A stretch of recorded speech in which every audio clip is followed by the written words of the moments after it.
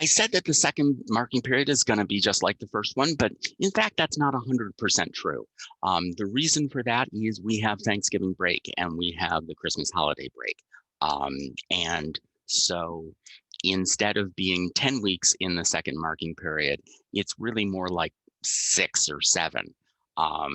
In your other classes where you're crunching a year's worth of work into a semester, that last week is going to be for final exams and final projects and things like that. I don't think we've 100% decided what we're going to do in math. My hope is that we're going to have a 7th week of instruction that we can do since we're just going to move forward. But that's where that is.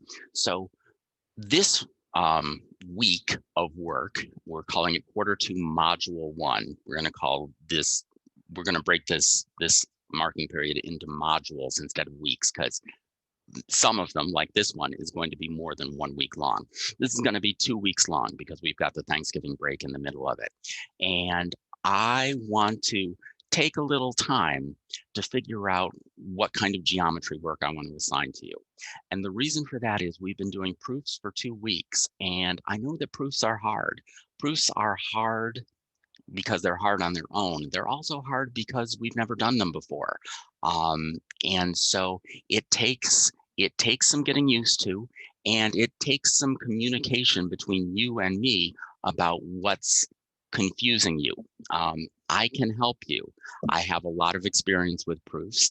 I have a lot of love for proofs. I have a lot of knowledge about how to, if I know where your gaps are, I have some ideas about how to fill them, but I need to know where your gaps are. I reached out to the hybrid students, the ones who come to class 2 days a week, and I gave them a handout that said, what do you understand about doing proofs right now? What do you think is your biggest obstacle? I'm going to have a discussion post below where I'm going to ask everybody the same questions.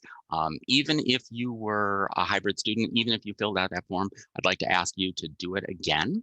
And what I'm going to do is I'm going to pull that together and I'm going to get a sense of where all the gaps are. I'm going to put out a few videos at this point that are going to give you some initial ideas based on the feedback I got from the hybrid groups.